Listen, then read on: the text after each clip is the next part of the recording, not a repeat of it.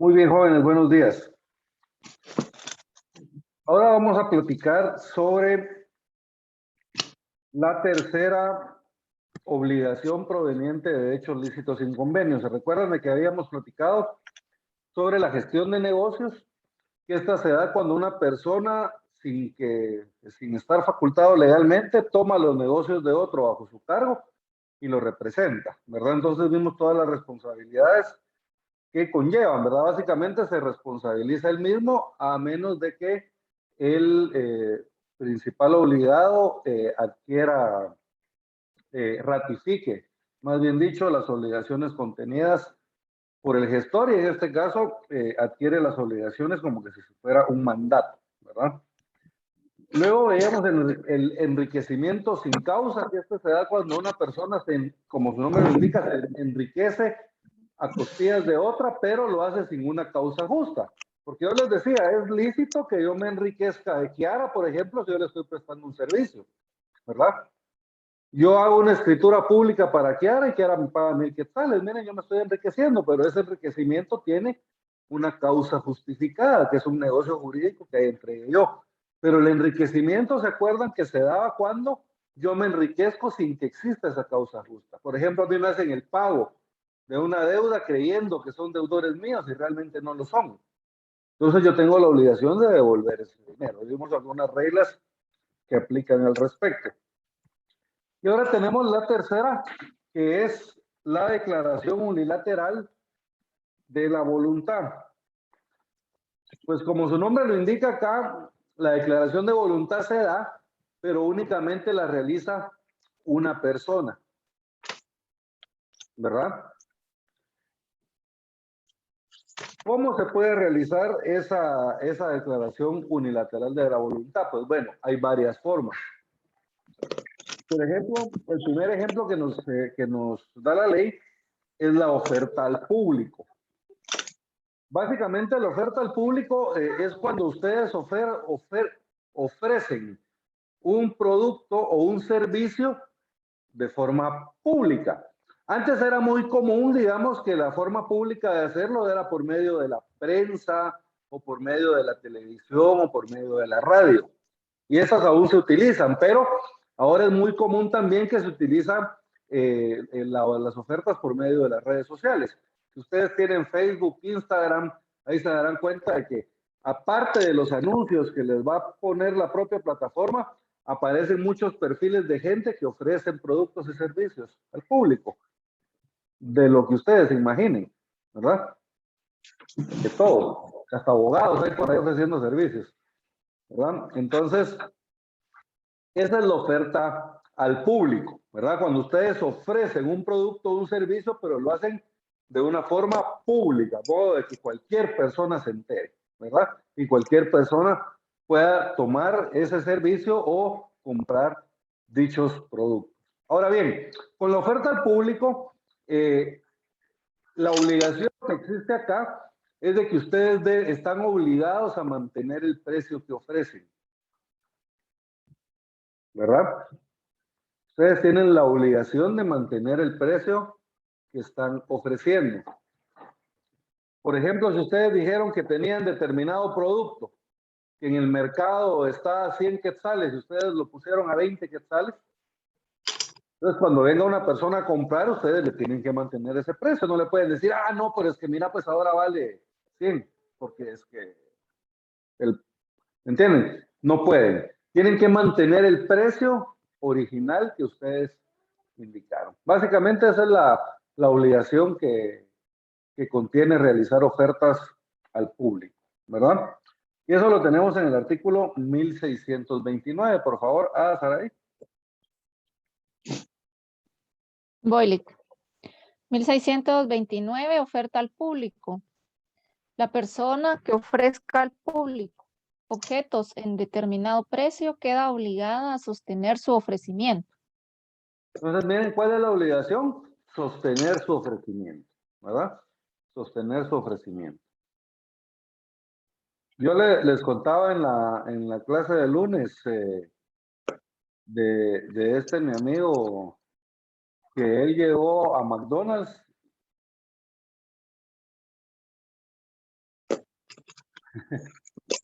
Sí, ¿verdad? El ejemplo que les estoy contando, ya se los había contado también, ¿verdad?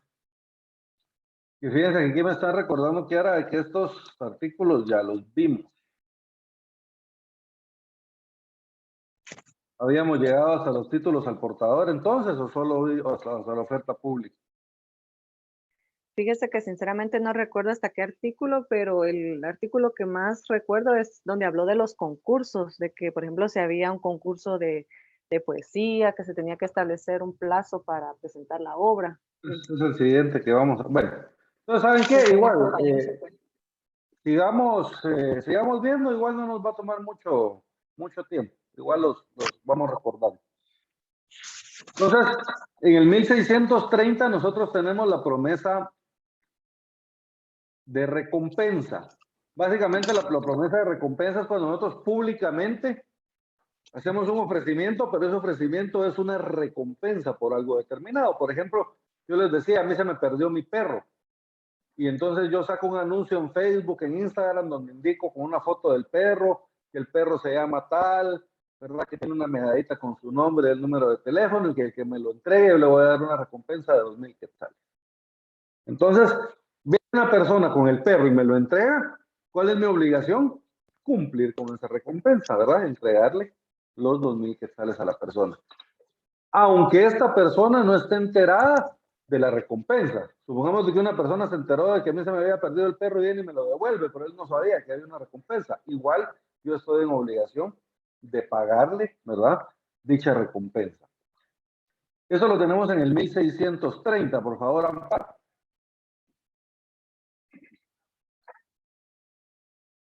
(1630) El que hace oferta por la prensa u otro medio de difusión de remunerar una prestación o un hecho, contrae la obligación de cumplir lo prometido.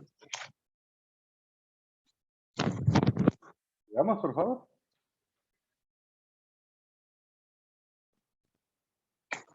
¿No me escuchó, Lee? La última parte no. Ah. Donde cualquiera que Cualquiera realice la prestación. sí, cualquiera que realice la prestación, aun cuando no haya tenido reconocimiento de la existencia de la promesa, puede exigir del obligado la recompensa ofrecida. Vamos bien, entonces si yo hago una oferta al público, estoy obligado a pagar esa recompensa, ¿verdad? Cuando se cumpla por lo que yo estoy ofreciendo la recompensa. Y luego cualquiera que realice dicha prestación puede cobrar la recompensa aunque no haya estado enterado de la misma, ¿verdad?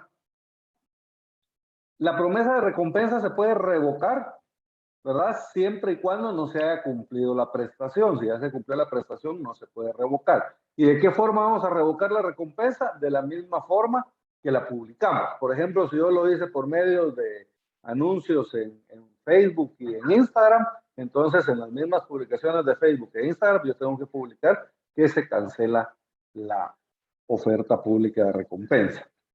Eso lo tenemos en el 1631.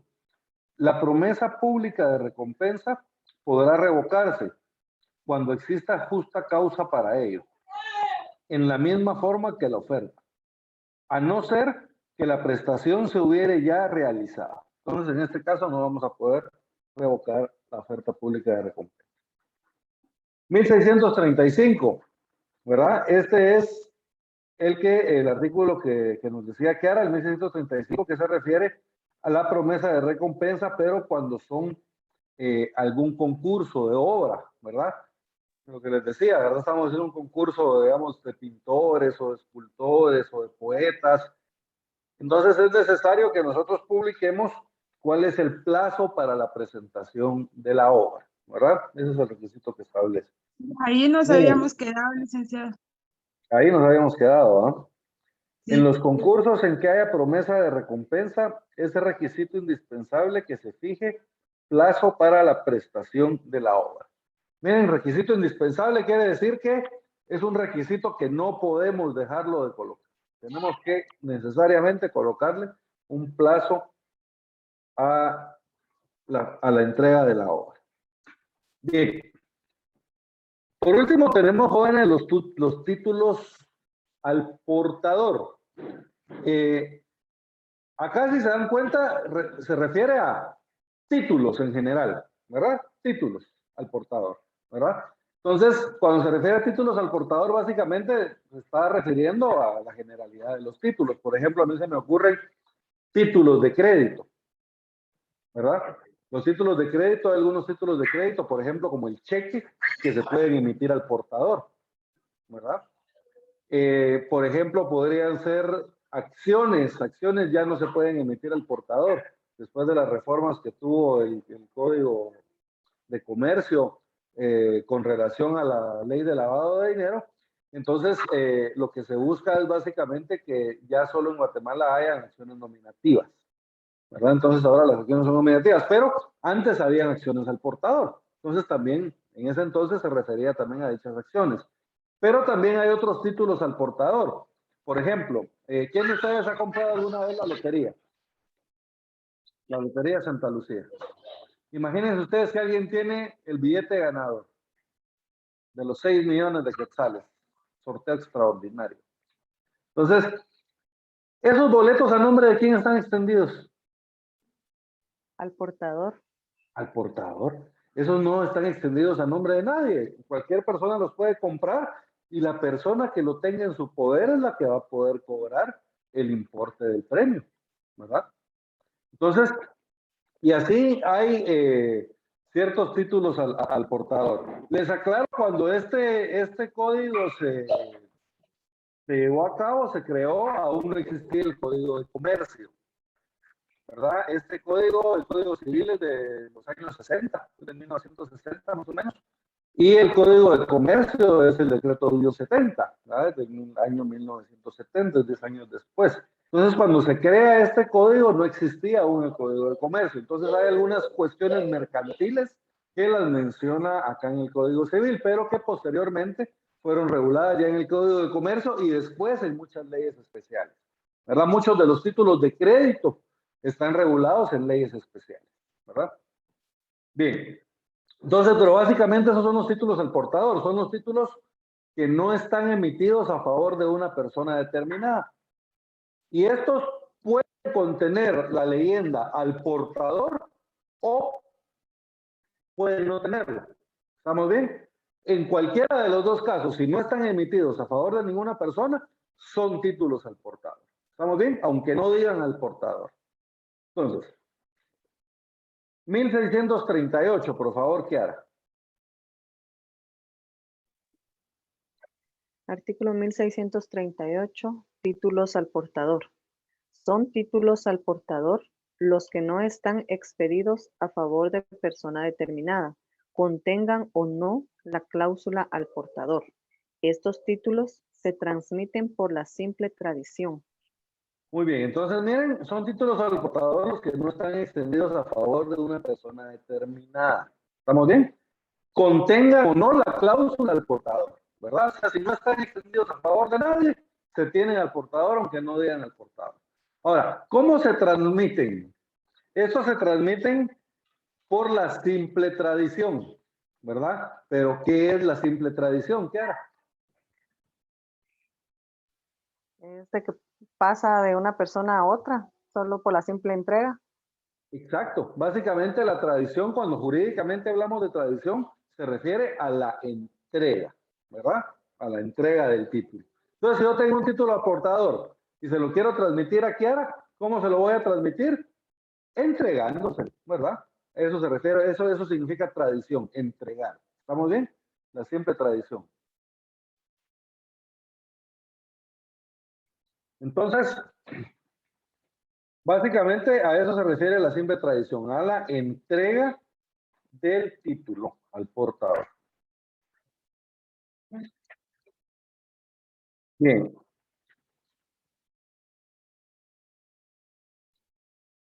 (1639) El poseedor de un título al portador puede reclamar del emisor la prestación debida. ¿Qué era lo que yo les decía? Si yo tengo, por ejemplo, un boleto de una rifa y yo tengo el premio mayor que me gané una moto, por ejemplo. Entonces yo tengo derecho a ir con el emisor y reclamar la moto, ¿verdad? Por reclamar los 10,000 o los 100,000 quetzales que sea el premio, ¿verdad? ¿Estamos bien? El que tenga el título.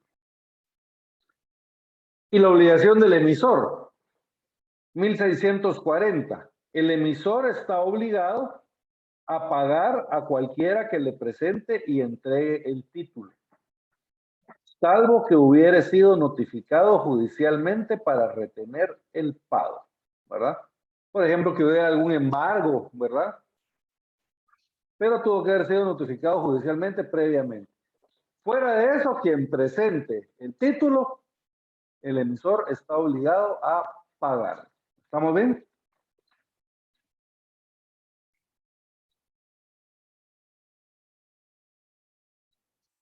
¿Alguna duda, jóvenes, con los títulos al portador?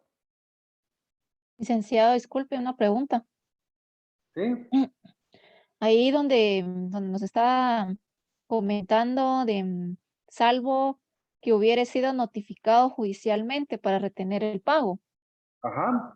O sea, si por ejemplo hace referencia si hay una orden de embargo, por ejemplo, embargan la cuenta, entonces pues ya no puede cobrar, digamos, la persona el título. Exacto. No sé si podría ser un ejemplo. Ah, ok. Podría ser. Podría ser un ejemplo. O supongamos de que resulte de que el lote de números donde está el ganador fue robado. Entonces se revoca, por ejemplo, la emisión judicialmente y no hay obligación de pagarlo tampoco en este caso, ¿verdad? ¿Estamos bien? ¿Alguna otra duda con relación a los títulos al portador, joven? Bien. Con eso estaríamos terminando lo que son las obligaciones provenientes de hechos lícitos sin convenio. Y ahora debemos de pasar a lo que son las obligaciones que proceden de hechos y actos ilícitos. Jóvenes, antes de que se me olvide, les voy a transmitir el link de la asistencia del día de hoy. Si me dan un segundo.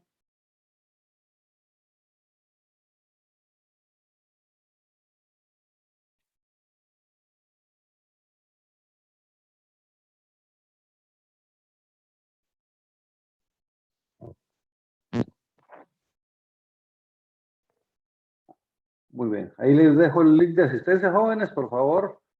Ahí lo llenan.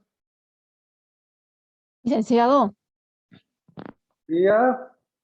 disculpe, solo con respecto a lo que dijo del robo de los boletos. Fíjese que en el 1642 dice, el suscriptor de un título al portador está obligado aun cuando haya sido robado o perdido o haya entrado a la circulación sin su voluntad.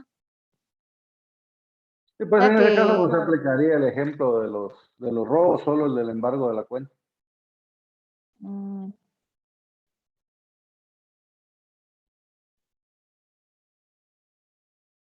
Muy bien. Obligaciones que proceden de hechos y actos ilícitos. Bien. Hechos y actos ilícitos, jóvenes, entendemos hechos y actos que son contrarios a la ley. Pueden o no pueden ser delitos, ¿verdad? Son hechos que son contrarios a la ley. Entonces, cuando yo realizo hechos contrarios a la ley, esto va a producir la obligación de indemnizarlos. Ahora, hechos y actos ilícitos, básicamente, ¿qué diferencia hay entre un hecho y un acto? ¿Verdad? En el hecho, la situación es de que no interviene la voluntad de los seres humanos, ¿verdad? Por ejemplo, yo voy en mi vehículo, voy manejando tranquilamente y de repente se me revienta la llanta, yo pierdo el control del vehículo y choco a otra persona. ¿Será que había voluntad de mi parte de chocar a la otra persona? No, por eso se llaman hechos de tránsito, ¿verdad? Porque son accidentes, ¿verdad? Que pueden ser puede mediar la culpa de las personas, ¿verdad? Pero no existe la voluntad de causar un daño, ¿verdad? Por eso se llaman hechos. Ahora, en los actos En los actos sí existe o sí interviene la voluntad de los seres humanos, ¿verdad? Yo voy manejando y miro a una persona que me cae mal y le echo el carro y lo choco. Miren, ahí existe la voluntad de causar un daño. Ahí se interviene la voluntad. Eso es un acto, ¿verdad? Eso constituye una acción. ¿Estamos bien? Entonces, pero en ambos casos, ya sean hechos ilícitos o actos ilícitos, en ambos se crean obligaciones para quien los comete. ¿Estamos bien? Primero, en el 1645, básicamente aquí establece de que toda persona que cause un daño y perjuicio a otra, sea intencionalmente o por descuido o por imprudencia, está obligado a reparar dicho daño. ¿Qué era lo que les decía yo? Puede ser que no haya la voluntad de causar el daño, pero el daño se causó. O puede ser que sí existe la voluntad de causar el daño. En ambos casos se tiene que reparar, ¿verdad? Miren, 1645, por favor, William. Artículo 1645. Toda persona que cause daño o perjuicio a otra, sea intencionalmente, sea por descuido o imprudencia, está obligado a repararlo, salvo que demuestre que el daño o perjuicio se produjo por culpa o negligencia inexcusable de la víctima. ¿Estamos bien? Entonces, miren, toda persona que cause un daño o un perjuicio a otra, intencionalmente, es un acto, miren. O sea, por descuido, por imprudencia, ahí no tenía propósito de dañar, pero causó el daño, igual, ¿verdad? Son hechos. Está obligada a repararlo, salvo que demuestre que el daño o perjuicio se produjo por culpa o negligencia inexcusable de la víctima, ¿verdad? Tal vez yo atropellé a una persona y esa persona fue a parar al hospital y la moto se destruyó. Pero resulta que la persona se atravesó en rojo y en estado de ebriedad, ¿verdad? Como les digo, jóvenes, aquí estamos hablando de responsabilidad civil. Entonces, pero muchos de los casos de los que vamos a platicar también pueden constituir delitos, ¿verdad? Por ejemplo, el atropellar a una persona, el causarle lesiones culposas, por ejemplo, o podría ser un homicidio culposo si la persona fallece. Pero si resulta que fue culpa de la persona, ¿será que hay responsabilidad para mí, penal o civil? No, no debe haber, porque es responsabilidad de la otra persona. Fíjense, pues a mí me tocó una vez un caso, a mí me tocó verlo penal, pero como les digo, tiene que ver con la responsabilidad civil, la reparación también. Mi cliente va en la Séptima Avenida, se le atraviesa un motorista y lo atropella, ¿verdad? Y el motorista tiene fractura expuesta en la pierna y todo, se lo llevan al hospital. Mi cliente logró que le dieran medida, pero lo ligaron a proceso. Yo no estuve en la primera declaración. Entonces, yo agarré el proceso después y resulta que a mí lo que me dicen es de que la gente, la esposa del señor que había causado el accidente estaba exigiendo 50,000 quetzales. Entonces voy yo a hablar con ella y con el abogado, pero yo fui antes al hospital y en el hospital me dieron el reporte médico y ahí decía de que la persona que iba en la moto tenía etilismo agudo, decía en la parte médica. Entonces yo se lo mostré al abogado, le digo, mire, Lick, pero usted no me puede exigir eso, si mire, usted ya vio esto. Cuando el abogado lo vio, solo se me quedó viendo y me dijo, esto yo no lo sabía. Y entonces al final logramos comprobar nosotros que la responsabilidad no era de mi cliente, ¿verdad? Mi cliente, fíjense, pues era un domingo, mi cliente para la iglesia iba con su papá, sobrio, a las 10 de la mañana, ¿verdad? Y a esa hora el motorista ya andaba, pero con etilismo agudo, como decía el parte médico, ¿verdad? Seguro no había parado en toda la noche. Entonces, ahí se logró probar que la responsabilidad era de la víctima, ¿vale? Les digo la víctima porque al final él fue el que resultó con una fractura expuesta, pero fue víctima no de mi cliente, sino que fue víctima él mismo de su propio descuido, ¿verdad? Como les digo, eran dos, se había atravesado el semáforo en rojo y estaba en las cámaras, y se había iba en estado de ebriedad, ¿verdad? Entonces habían dos motivos, ¿verdad? Para justificar que la culpa no era de mi cliente, sino que era de él. Entonces, en este caso, mi cliente no tuvo que pagar. Fíjense que mi cliente, de buena onda, como les digo yo, ¿verdad? Él le pagó la prótesis que le tuvieron que poner a la persona y hay un aparato que les cuelgan, tienen la pierna colgada y les ponen unos como clavos de ambos lados, ¿verdad? Mientras les pega el hueso. Entonces, esos dos aparatos los compró mi cliente para que operaran al señor, porque no tenía dinero para que lo operaran. Él está en el San Juan de Dios, entonces la operación no le iban a cobrar nada, pero tenía que comprar esa prótesis y el aparato. Entonces mi cliente lo compró. Pero, como les digo, lo hizo porque él quiso hacerlo, ¿verdad? Porque él le nació a hacerlo, no porque estuviera obligado, porque no había sido culpa de él el accidente. Bien, entonces en el 1646 se establece la responsabilidad de la víctima. A esto en penal se le llama la reparación digna, que es cuando una persona es responsable de cometer un delito, está obligado también a la reparación civil del delito, a pagar a la víctima los daños y perjuicios causados. Fíjense que yo tuve otro caso, en este caso yo estuve como querellante adhesivo. Unas personas iban para la iglesia también. Cuando otro carro, venían dos carros corriendo, se chocaron, uno de ellos se perdió el control y le cayó encima al carro de mis clientes. Ahí fallecieron dos personas. No logramos arreglar antes del juicio y entonces tuvimos que irnos a juicio, ¿verdad? Nos fuimos al debate. En el debate se logró probar de que la persona había sido imprudente, había cometido dos homicidios culposos, ¿verdad? Él venía corriendo y se topó, como que había alguna raíz o algo en la calle, en la calzada San Juan. Él se topa con la raíz, pierde el control del carro, le pega al otro y el otro carro es el que se descontrola, sale volando y le cae encima al carro de los clientes. Pero al primer carro, al que se descontroló y lo golpeó, a él fue el que lo declararon responsable del homicidio culposo. Entonces lo condenan a 5 años de cárcel y además de eso le imponen una reparación digna de 150,000 quetzales, ¿verdad? Entonces en este caso, esta reparación de 150,000 quetzales, al momento de dictar sentencia, el juez le indica a mis clientes, ¿verdad? De que esta persona está obligada a esa reparación y que si esta persona no cumple con pagarla, entonces que deben acudir a los tribunales civiles para exigir dicha reparación, ¿verdad?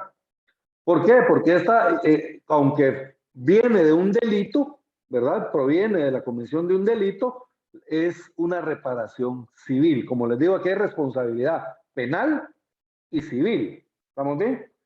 Por la responsabilidad penal a él le impusieron 5 años de prisión y por la responsabilidad civil a él le impusieron el pago de una reparación digna de 150,000 quetzales. ¿Estamos bien?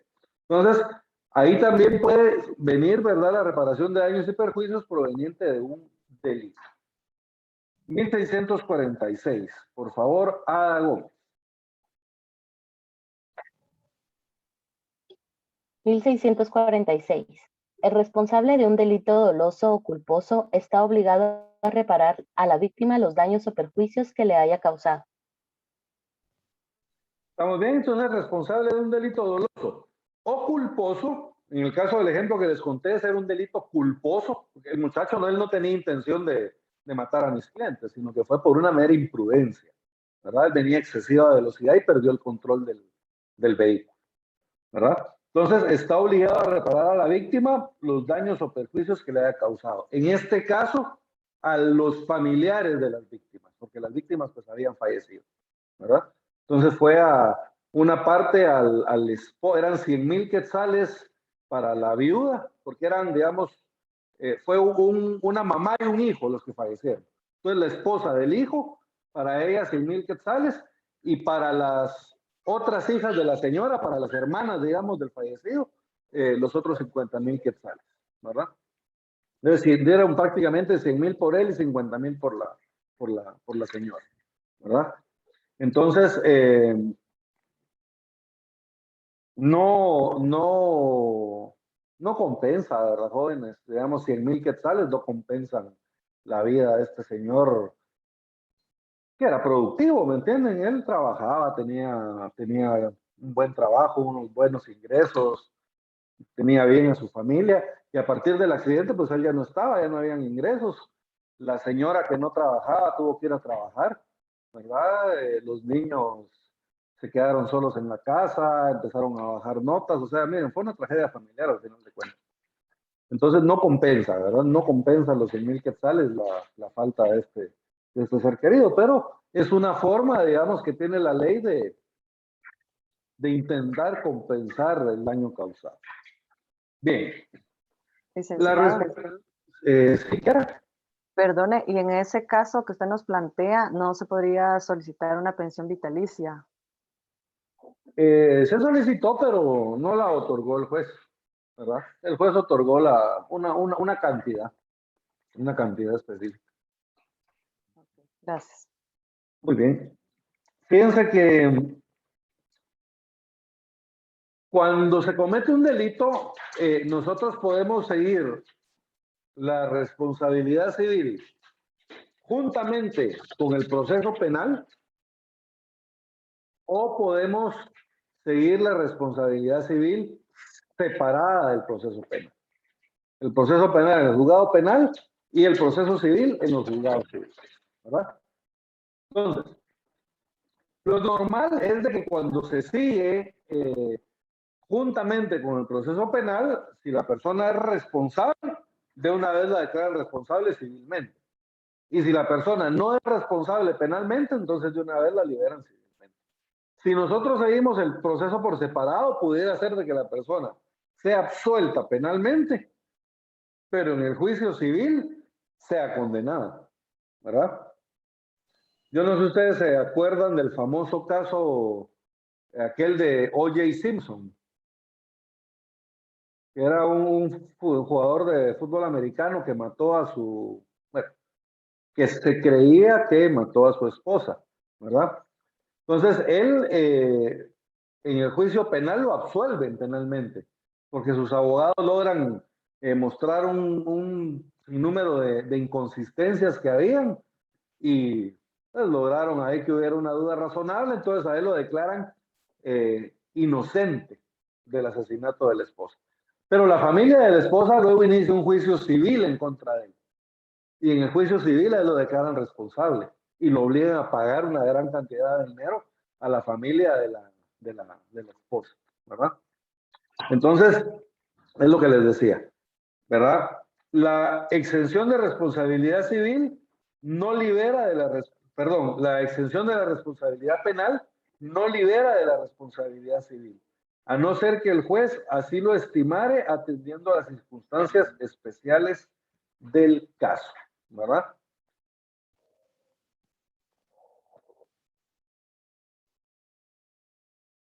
Accidentes de trabajo. ¿Qué responsabilidad existe o para quién es la responsabilidad en los accidentes de trabajo? ¿Verdad? Fíjense que básicamente en el 1649 lo que establece es de que el responsable siempre va a ser el patrono, aunque sean por culpa del trabajador, ¿verdad? Aunque sean por culpa del trabajador, el patrono va a ser el responsable de cubrir dichos daños. Miren, 1649, por favor, Susi.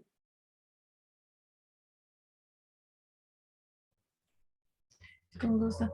Artículo 1649. Accidentes de trabajo. En los accidentes de trabajo son responsables los patronos, aunque mediare culpa del trabajador, pero no responderá al accidente cuando el trabajador lo haya voluntariamente producido. Cuando lo haya voluntariamente producido. Eso quiere decir de que aquí ya no hay un accidente, sino que aquí existe la voluntad de causar un daño, ¿verdad? Yo voluntariamente choqué el carro, ¿verdad? Entonces, en este caso, si se logra probar de que existía voluntad de parte de mí de causar el daño, entonces ya no hay responsabilidad para el patrono, sino que va a ser responsabilidad para el trabajador. Pero miren, eso de ser patrono es delicado, ¿verdad? Si un trabajador causa un daño, ¿quién lo tiene que pagar? El patrón. aunque sea culpa del trabajador, aunque sea por negligencia o imprudencia del trabajador. Ahora, si hay dolo, ¿verdad? Si el trabajador voluntariamente, con ánimo de causar un daño, realizó, ¿verdad? El daño, pues, en ese caso la responsabilidad va a ser para él. Accidentes en medios de transporte. Fíjense, pues medios de transporte nosotros entendemos que puede ser transporte de personas o puede ser transporte de mercaderías o de objetos, ¿verdad? Transporte en general. Cuando se refiere a los medios de transporte, fíjense, pues aquí básicamente aplica lo mismo. El dueño de la empresa de transporte va a ser responsable de los daños causados por el medio de transporte. Pero aquí hay una excepción, fíjense, pues, aún es responsable aunque la persona que vaya manejando el medio de transporte no sea empleado de él. Siempre que la persona responsable le haya encargado el vehículo. Miren, 1651. Las empresas o el dueño de cualquier medio de transporte serán solidariamente responsables con los autores y cómplices de los daños o perjuicios que causen las personas encargadas de los vehículos, aun cuando la persona que los cause no sea empleada de dichas empresas o el dueño del medio de transporte, siempre que el encargado de los vehículos se los haya encomendado, aunque fuera de manera transitoria, ¿verdad? Cuando yo iba a la universidad, yo me regresaba a Escuintla en camioneta. Y muchas veces me venía en la última camioneta que salía de la universidad a las 9 de la noche. Por motivos meramente académicos, ¿verdad, joven? No van a decir que me quedaba haciendo cosas ahí extracurriculares. Entonces, yo salía ya tipo 9 de la noche de la universidad y normalmente me dormía y ya después me bajaba, ¿verdad? Pero un día me doy cuenta de que abajito de Palín hay una parada que se llama La Ilgua. Y cuando el bus salió de ahí me doy cuenta yo de que el chofer era otro, ¿ah? El chofer era un gordo y todo flaquito. Y cuando lo voy viendo bien, resulta que el que iba manejando la camioneta era el ayudante, ¿verdad? El que cobraba. Entonces la siguiente vez puse atención y me di cuenta de que ahí en la parada de la Igua precisamente el chofer se bajaba, ¿verdad? Y el ayudante se ponía a manejar y él manejaba de estos puntos de la camioneta, ¿verdad? La dije, ni siquiera el chofer es, ¿verdad? Entonces, pero imagínense, ¿qué hubiera pasado si hubiera ocurrido un accidente ahí? ¿Quién le había encargado la camioneta al ayudante? El piloto. Entonces, ahí había responsabilidad entre el autor del accidente, que en este caso iba a ser el ayudante, y el dueño del medio de transporte, ¿verdad? Aunque él no sea el chofer, pero el chofer le encomendó transitoriamente el bus, ¿verdad? Entonces, en este caso, hay responsabilidad solidaria entre el autor del accidente, que es el ayudante, como les decía, y el dueño del medio de transporte o la empresa de transporte. ¿Estamos bien? 1652. La responsabilidad que se refiere al artículo anterior cesa si se comprueba que el damnificado hubiere dado lugar al daño o perjuicio resultante o cuando lo hubiere producido con manifiesta violación de las leyes o reglamentos. Y caemos a lo mismo del caso que les contaba yo del accidente de moto, ¿verdad? Si nosotros demostramos de que la víctima es el responsable, entonces no existe la responsabilidad de pagar del dueño de transporte, ¿verdad? Por ejemplo, el chofer atropelló a una persona, pero atropelló a una persona que se atravesó un semáforo rojo y además sigue en estado de ebriedad. Entonces ahí no hay responsabilidad, ¿verdad? Para quien va manejando, ni tampoco hay responsabilidad para el dueño del medio de transporte.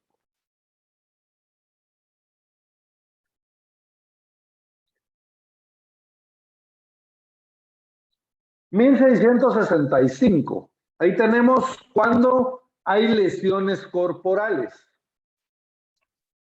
Les aclaro también, jóvenes, de que las lesiones están reguladas en el Código Penal, están tipificadas en el Código Penal también como delitos. Hay clasificación de lesiones según la gravedad, ¿verdad? Pueden haber lesiones leves, pueden haber lesiones graves, pueden haber lesiones gravísimas, pueden haber lesiones calificadas. Y además, las lesiones pueden ser culposas, ¿verdad? Les hago esta aclaración porque para que un delito sea culposo, tiene que estar expresamente establecido como culposo en la ley. Entonces, las lesiones son de esos delitos que la ley expresamente califica como lesiones culposas. O sea, hay un tipo como, igual que el homicidio, digamos.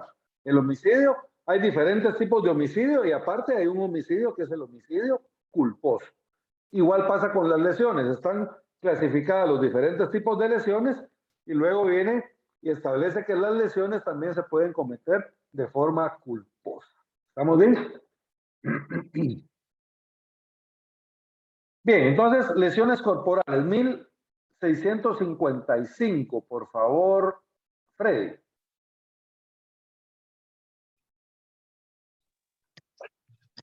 (1655) Lesiones corporales. Si el daño consiste en lesiones corporales, la víctima tiene derecho al reembolso de los gastos de curación y al pago de los daños o perjuicios que resulten de su incapacidad corporal, parcial o total para el trabajo, fijado por el juez en atención a las siguientes circunstancias. 1. Edad, estado civil, oficio o profesión de la persona que hubiere sido afectada. 2. Obligación de la víctima de alimentar a las personas que tengan derecho conforme a la ley. Y 3. Posibilidad y capacidad de pago de la parte obligada. En caso de muerte, los herederos de la víctima o las personas que tenían derecho a ser alimentadas por ella podrán reclamar la indemnización que será fijada de conformidad con las disposiciones anteriores. ¿Estamos bien? Entonces, miren, si fueron daños físicos, entonces el damnificado tiene derecho a que se le reparen dichos gastos, ¿verdad? Y esto los tendrá que fijar los gastos de curación, ¿verdad?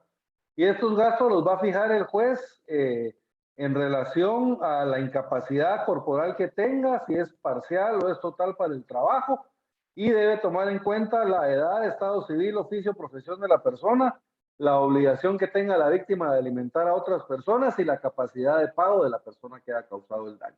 Entonces, todo eso lo tiene que tomar el juez para llevar a cabo la indemnización. ¿Estamos bien? Y si fue por muerte, entonces también las personas tienen derecho a ser indemnizadas, ¿verdad? Los familiares tienen derecho a ser indemnizados por el fallecimiento, ¿verdad? Que va a ser una indemnización fijada por el juez conforme a las circunstancias que vimos anteriormente. Esto es básicamente el ejemplo que les ponía yo del accidente donde habían fallecido las dos personas, ¿verdad?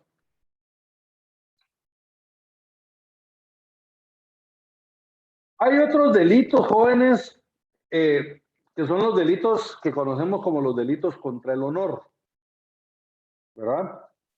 Tenemos la calumnia, la injuria y tenemos la difamación, ¿verdad?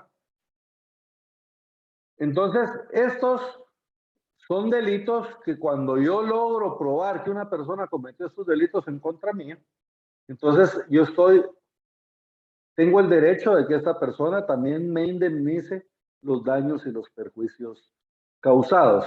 Básicamente la injuria es cuando se atenta contra el honor de las personas. La calumnia es cuando se acusa falsamente de un delito a una persona. Y la difamación es cuando hacemos cualquiera de las dos anteriores, pero la hacemos por medio de los medios de comunicación, ¿verdad?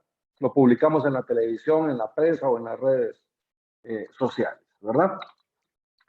Entonces, es cuando la injuria, cuando se atenta contra el honor de una persona, digamos, yo amenazo a una persona con que voy a publicar un video comprometedor de ella, ¿verdad? Entonces, en ese caso, yo puedo estar cometiendo el delito de injuria. La calumnia es si yo lo acuso falsamente de un delito. Yo voy al Ministerio Público y le digo, mire, fíjense que Kiara cometió tal delito, pero es mentira. Entonces, después se realiza una investigación y se dan cuenta de que no solo ella es inocente, sino que yo maliciosamente mentí para que hubiera un proceso penal en contra de ella y perjudicarla. Entonces, en este caso, me pueden responsabilizar a mí por calumnia. Y la difamación, como les decía, es cualquiera de las dos, pero por los medios de comunicación. Entonces, miren 1656, por favor, Andrea.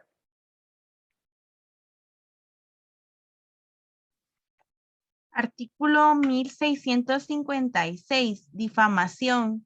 En caso de difamación, calumnia o injuria, la reparación se determinará en proporción al daño moral y a los perjuicios que se derivaron. Al daño moral y a los perjuicios que se derivaron. ¿Verdad? El daño moral es el daño que le causan a mi integridad moral, digamos, ¿verdad, jóvenes? Imagínense que ahora la gente piensa que yo soy un pervertido, o que yo soy un abusador de niños, o que soy un violador de mujeres. ¿Me entienden? O sea, eso me puede causar a mí un daño a mi imagen. Imagínense, yo soy abogado, ¿quién va a llegar conmigo a querer hacer un contrato o a llevar un proceso con esa famita que yo tengo? ¿Me entienden? Y eso puede derivar también en que a mí me perjudiquen en mi ejercicio profesional o en mi negocio, en caso de yo tuviera un negocio, ¿verdad? A causa de una difamación. Entonces, tanto esos daños morales que me causan como los perjuicios, o sea, las ganancias lícitas que yo deje de percibir a raíz de esos daños, ¿verdad? También me los tienen que indemnizar. Fíjense, pues, a una persona que yo conozco, y la conocí porque pues me tocó ser su abogado en el proceso. A ella básicamente la acusaron de robaniños, le digo yo. Hasta la fecha la molesto con eso. Ella trabajaba para una agencia de adopciones que pues hacían todo legal, ¿verdad? No eran niños robados ni nada, sino que conforme a la ley de adopciones o al proceso de adopción que estaba vigente antes, ellos realizaban adopciones internacionales, ¿verdad? Pero esta mi cliente y otra abogada, una realizaba los procesos notariales de adopción y la otra era la mandataria de los extranjeros. Y entonces vienen a ellas y las acusan de sustracción de menores y de trata de personas, ¿verdad? Básicamente. Cuando ustedes analizan los dos tipos penales, tanto el de sustracción de menores como el de trata de personas que estaba vigente en ese momento, porque no era la trata de personas que está vigente ahorita, sino que era otro tipo penal, digamos. Ninguno de los dos encuadra, ¿verdad? Ninguno de los dos encuadra. Y de hecho ya pasaron casi 12 años de eso y nunca fueron a juicio, ¿verdad? Nunca fueron a juicio. Siguen ligadas a proceso, porque no quieren terminar el proceso, aunque no hay motivos para mantener el proceso abierto, pero más sin embargo el Ministerio Público lo quiere mantener abierto. Ellas siguen ligadas a proceso las dos, ¿verdad? Y nunca le lograron probar que hubieran cometido un solo delito. Nunca. A los dueños de la casa de adopciones, que era un gringo y una guatemalteca, ni siquiera están ligados a proceso. ¿Entienden? O sea, fue una cuestión meramente mediática. Cuando a ellas las detuvieron, las sacaron en todos los periódicos, así la carota de, miren, abogadas, secuestradoras de niños, que no sé qué. Y era porque en ese momento se estaba promoviendo en el Congreso la ley de adopciones, ¿verdad? Porque había muchas adopciones internacionales, ¿verdad? Entonces se estaba promoviendo la ley de adopciones en el Congreso para que ya no se permitieran las adopciones internacionales, básicamente. ¿Verdad? Que ahora ya en Guatemala casi no se realizan, es rarísimo. Entonces, se creó la ley de adopciones, pero ellas siguen ligadas a proceso.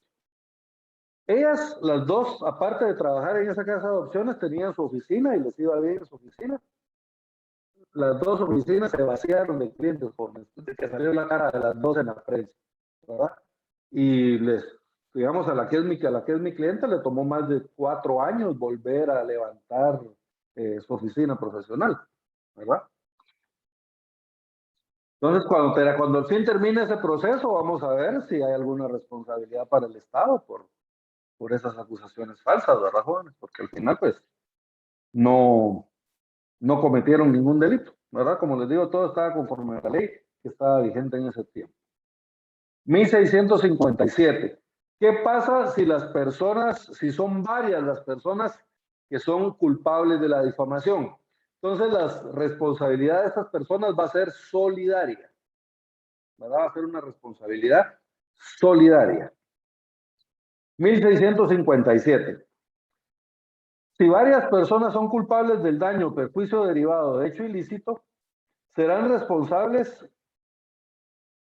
solidariamente responsables, salvo que pueda determinarse la parte de daño o perjuicio causado por cada una. El que haya pagado la totalidad de la indemnización podrá repetir contra cada uno de los otros por la parte que fije el juez, según el grado de participación de cada cual en el hecho. Y si no fuere posible determinarlo, por partes iguales. Acá en este artículo, jóvenes, ustedes deberían de tener ya anotados, ver el artículo 1353, ver 1608 y 1716 del Código Civil, ¿verdad? Porque se acuerdan que esto lo vimos cuando vimos las obligaciones solidarias, casi en las primeras clases. Entonces ahí leímos este artículo.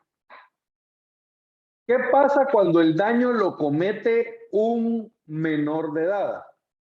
Bueno, esto depende, ¿verdad? Depende. Si el menor de edad es menor de edad, pero mayor de 15 años, entonces él va a ser responsable de cumplir la obligación.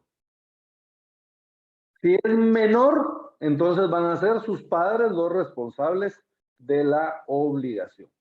Esto lo tenemos en el 1660. Por favor, Kevin.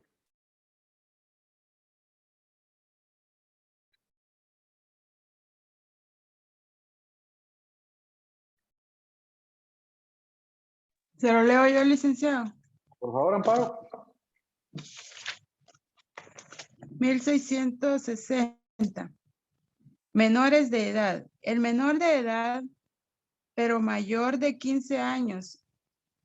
Y el incapaz cuando obra en momentos de lucidez son responsables de los daños o perjuicios que ocasionen. En los demás casos son responsables los padres, tutores o guardadores. Muy bien. Entonces, miren, si son mayores de 15 años, son responsables los menores. Y si son menores de 15 años, entonces son responsables los padres o tutores. Y los incapaces, pues son los responsables cuando actúen en momentos de lucidez. 1661, jóvenes, ustedes saben qué es un aprendiz.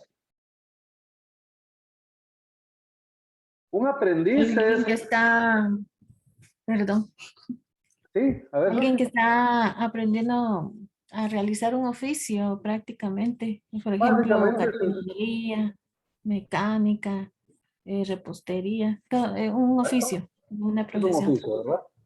Está bien, pues, cabal, es cuando una persona está aprendiendo la realización de un oficio, pero no lo está aprendiendo, digamos, en un colegio o un instituto, sino que lo está aprendiendo directamente en la práctica, en un taller o en un lugar donde, digamos, en una panadería o en una carpintería o en un taller de mecánica, ¿verdad? Entonces tenemos que es una persona que está aprendiendo un oficio, pero lo está aprendiendo en la práctica, digamos. No lo está aprendiendo en un establecimiento, sino que lo está aprendiendo directamente haciéndolo, digamos, ¿verdad? Entonces, esos son los aprendices. Entonces, miren, los directores de establecimientos de enseñanza, este artículo también aplica para los alumnos de los institutos y de los colegios. Por ejemplo, yo del colegio me gradué de electricista, ¿verdad? Yo me gradué de electricista, pero ya en el ejercicio yo conocí a otros electricistas que no se habían graduado, sino que ellos sabían, yo me hice con la práctica, decían ellos. ¿Qué quiere decir? Que fueron aprendices de un electricista y ahí fueron aprendiendo todo lo que tenían que hacer. Y miren, jóvenes, en muchas ocasiones mejores que los que se habían graduado del colegio, ¿va? Les digo en algunas ocasiones porque del colegio también habían unos muy buenos, ¿va? Entonces, los directores de establecimientos de enseñanza y los jefes de taller son responsables en su caso por los daños o perjuicios que causen los alumnos o aprendices menores de 15 años, mientras estén bajo su autoridad o vigilancia. ¿Estamos bien? O sea que si yo veo unos aprendices a trabajar a una industria y causan un daño, el responsable voy a ser yo. ¿Estamos bien? siempre que ellos sean mayores de 15 años. Menores de 15 años, perdón. Porque cuando ya son mayores de 15 años, se recuerdan, ya hay responsabilidad por parte de ellos.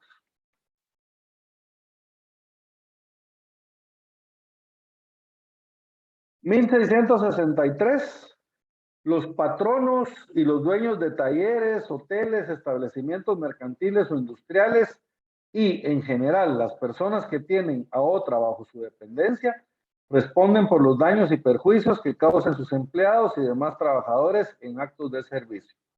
También están obligados a responder por los daños ajenos los que, teniendo la posesión y el mando de un objeto o elemento, cualquiera que le entreguen o transfieren a personas que no ofrezcan garantías necesarias para manejarlo. El que pague puede repetir contra el autor del daño o perjuicio que hubiere pagado, ¿verdad? Entonces, básicamente, los dueños y los patronos de los talleres, ¿verdad?, son responsables por los daños que causen las personas, pero pueden repetir en contra de ellos, ¿verdad? Personas jurídicas, jóvenes. Cuando se refiere a personas jurídicas, se refiere a sociedades, asociaciones, fundaciones, ¿verdad? Que son las personas jurídicas civiles que existen.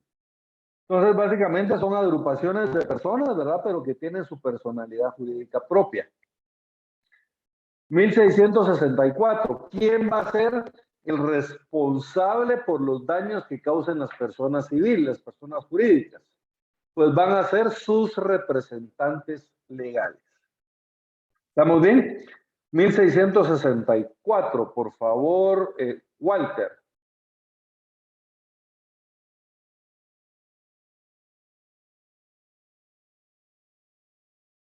¿1664? 64. Ajá, 64. 64. Dice 1664. Personas jurídicas. Las personas jurídicas son responsables de los daños o perjuicios que causen sus representantes legales en el ejercicio de sus funciones. Muy bien. Entonces, las personas jurídicas, ¿quiénes son responsables? Pues sus representantes legales, ¿verdad? Como, digamos, nosotros, básicamente la persona jurídica tiene su propia personalidad y tiene su propio patrimonio, ¿verdad? Entonces, ¿quién va a ser el responsable de los daños que cometa dicha persona jurídica? Pues sus representantes legales, las personas físicas que la representan. El Estado y las municipalidades. Fíjense, el Estado y las municipalidades también son responsables por los daños que causen sus empleados, ¿verdad? Pero esta responsabilidad es solidaria, pero es subsidiaria. Solidaria quiere decir de que están obligados a pagar tanto el Estado o la municipalidad como la persona que causó el daño. Pero es subsidiaria porque primero le vamos a cobrar a la persona que causó el daño y si los bienes de ese no alcanzan a cubrir la obligación, entonces se le va a cobrar al Estado o a la municipalidad. ¿Estamos bien? Eso lo tenemos en el artículo 1665. Por favor, Leslie.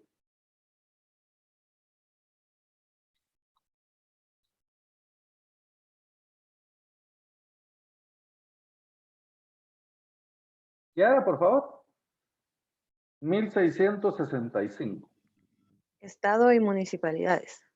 El Estado y las municipalidades son responsables de los daños o perjuicios causados por sus funcionarios o empleados en el ejercicio de sus cargos.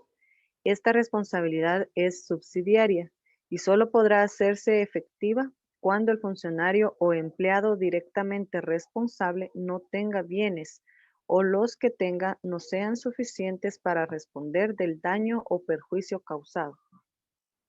¿Estamos bien? En los tres casos que vimos anteriormente, que se refiere el Estado y las municipalidades, las personas jurídicas y los patronos, en esos tres casos, el que pague está o tiene derecho a repetir en contra de la persona que causó el daño. O sea, por ejemplo, si yo soy un patrono y mi trabajador causa un daño, yo lo tengo que pagar. Pero ahora yo le puedo cobrar a mi trabajador. ¿Estamos bien? Igual, si yo soy el Estado de la municipalidad y algún trabajador de la municipalidad, un empleado público causó un daño, entonces yo lo voy a tener que pagar si los bienes de él no alcanzan, ¿verdad? O yo lo pago y le voy a cobrar a él posteriormente lo que yo pague, ¿verdad? O sea, el derecho de repetición. Miren, 1666. Por favor, Rosario.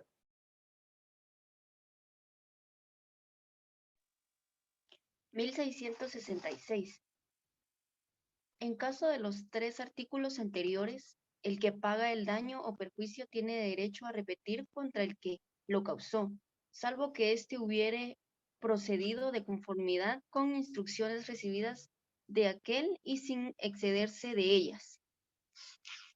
¿Estamos bien? Entonces, miren, en los 3 casos de los artículos anteriores, el que paga el daño o perjuicio tiene derecho de repetir en contra del que lo causó. ¿Estamos bien? Salvo que hubiera realizado el daño de acuerdo con sus instrucciones.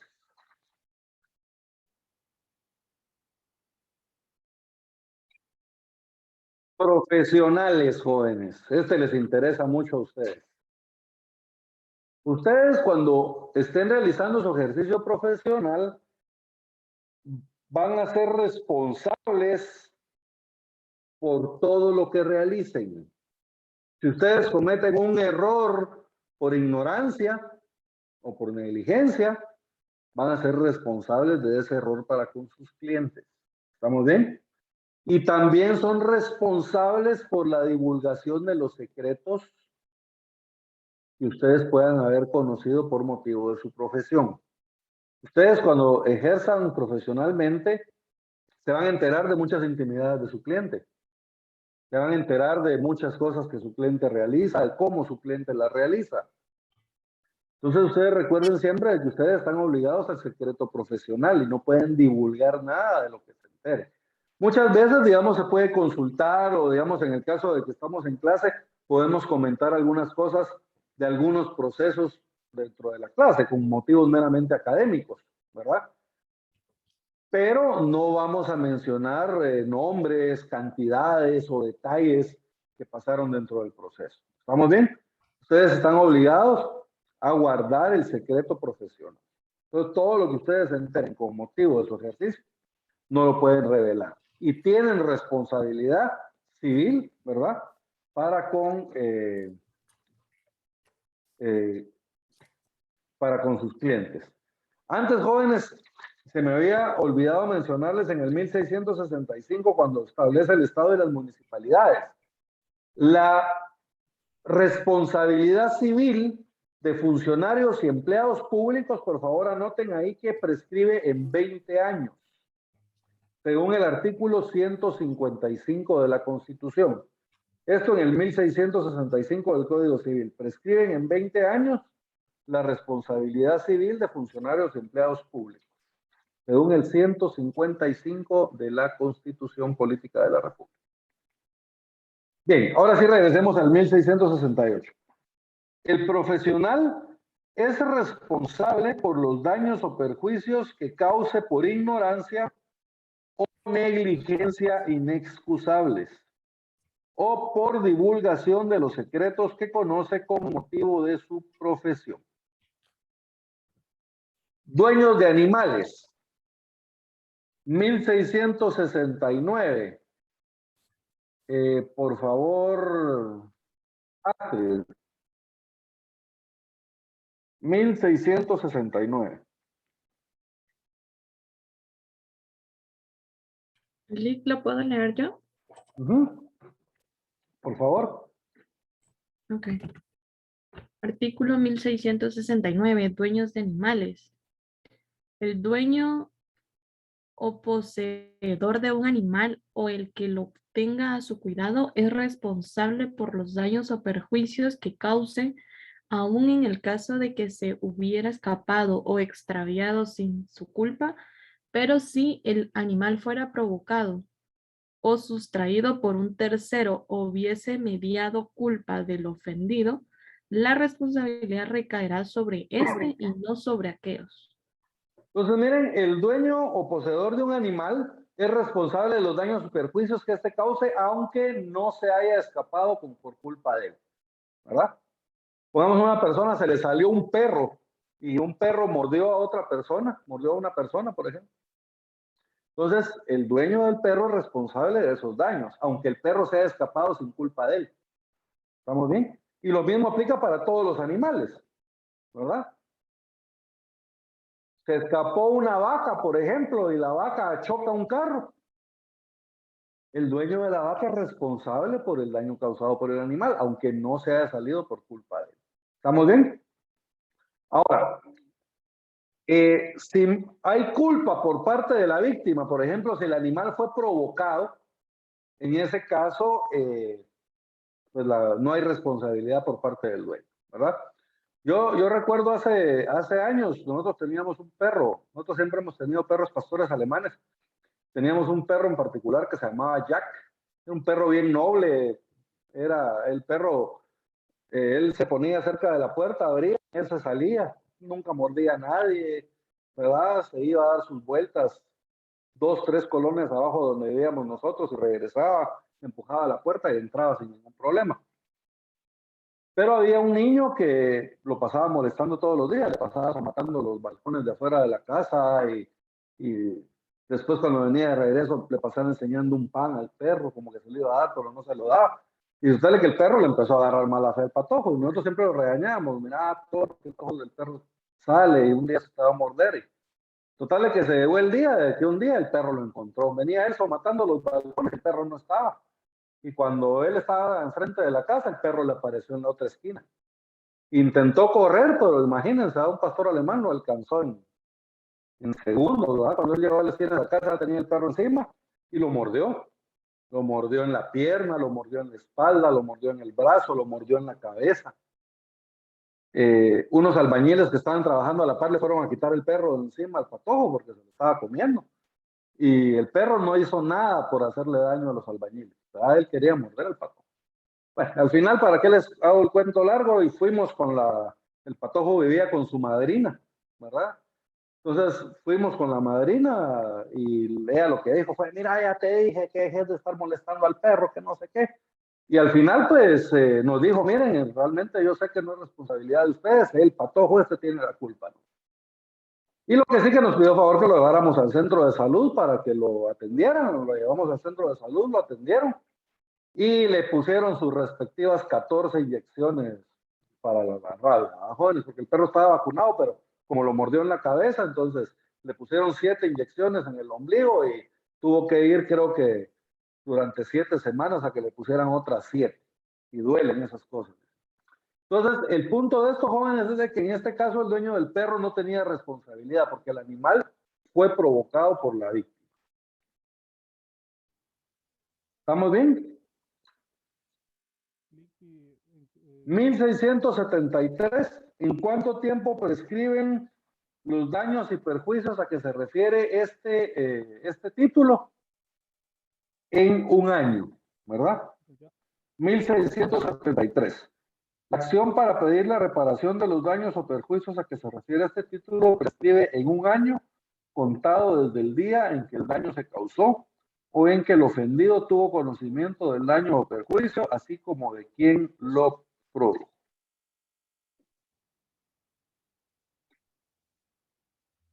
¿A dónde vamos, jóvenes?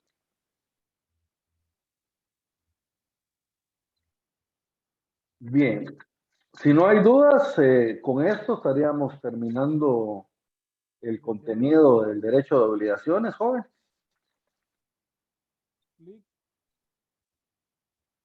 Si se dan cuenta,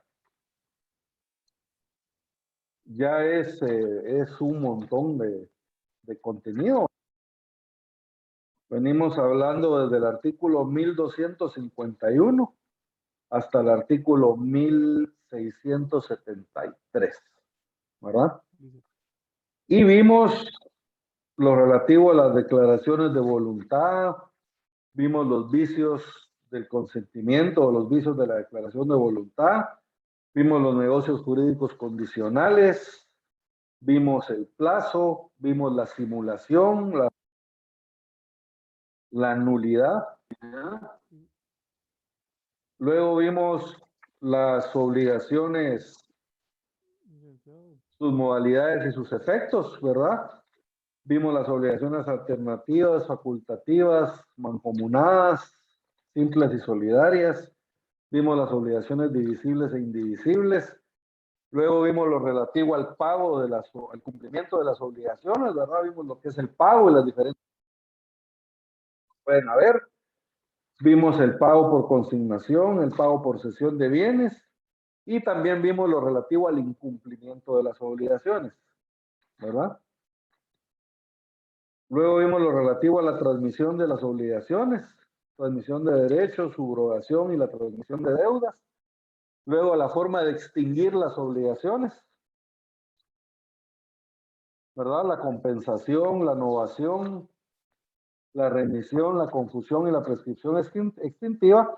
Y luego entramos a las obligaciones provenientes de contratos. Vimos las diferentes modalidades, cuál es el objeto del contrato, vimos los contratos usurarios, vimos el saneamiento, vimos la forma de los contratos, la rescisión de los contratos, la división y luego entramos ya a los temas que estábamos viendo ahorita de último, que era la obligación proveniente de hechos lícitos sin convenio y las obligaciones provenientes de hechos y actos ilícitos.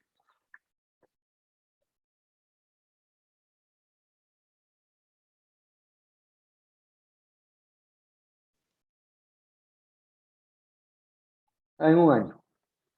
Gracias, Kiara. Que ahí le contestó a... ¿Quién había preguntado? A Jacqueline. Muy bien.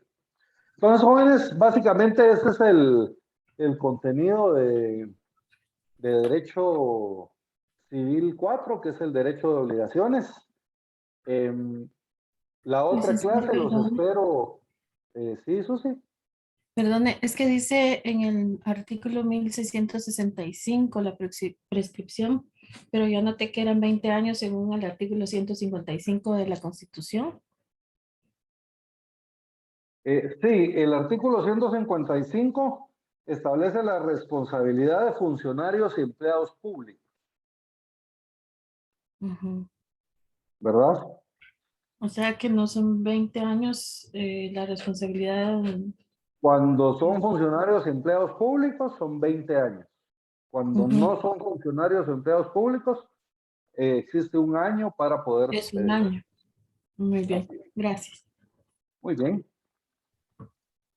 Entonces, jóvenes, como les decía, yo los espero el otro fin de semana a la misma hora para poder resolver cualquier duda que ustedes tengan con relación al curso o si hubiera algún tema en específico que ustedes quisieran que tratemos, entonces podemos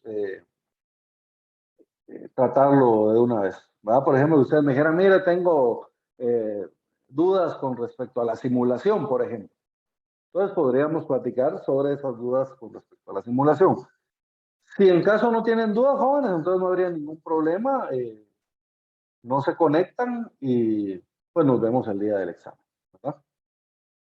Entonces, pero si hubiera alguna duda o algo que quisieran resolver, yo voy a publicar la clase la semana entrante igual y pues los que tengan dudas se conectan y ahí podemos resolverlas. Igual, yo les recomendaría, si no tienen dudas, igual conéctense, porque muchas veces creemos que no tenemos dudas.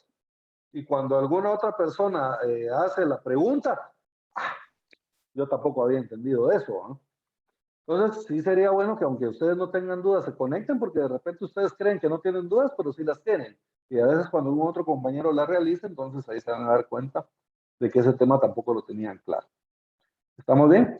Entonces, jóvenes, vamos a dejarlo el día de hoy por acá. Yo los espero la otra semana y a los que no vea la otra semana, pues los veo el día, ¿cuánto dijimos? El día 13. Sábado 13 de noviembre, ya para el examen final. En el examen final, jóvenes, ¿qué va a entrar? Todo, ¿verdad? Todo lo que vimos, ¿verdad? Desde la primera clase hasta lo que vimos el día de hoy, ¿verdad? Entonces, preparados con todo, ¿verdad, jóvenes? Igual sus notas fueron excelentes en los dos exámenes, entonces no deberían de tener ningún problema, ¿verdad? con lo que fue contenido ya de los primeros 2 exámenes, pues no deberían tener problema, y con esto, pues menos, ¿verdad?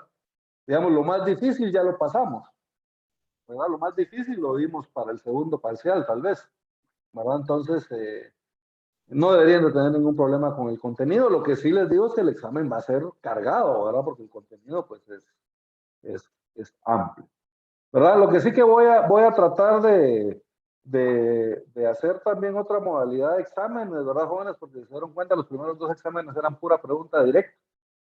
Entonces voy a ver la posibilidad de poner otro tipo de series, tal vez una respuesta múltiple, un falso verdadero, vamos a ver, ¿verdad? Y para que sea más fácil para ustedes responderlo también y más fácil para mí calificar, ¿verdad? Porque especialmente el examen de ustedes jóvenes eran 39, creo yo, exámenes.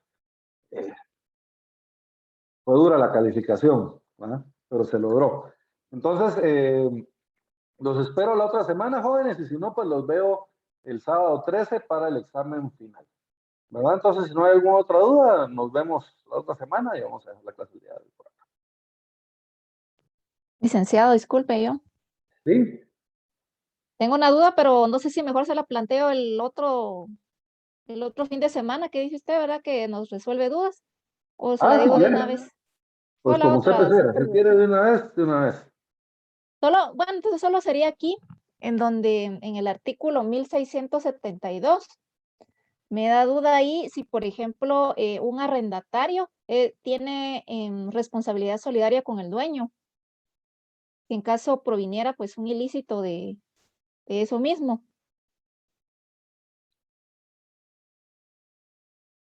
Veamos.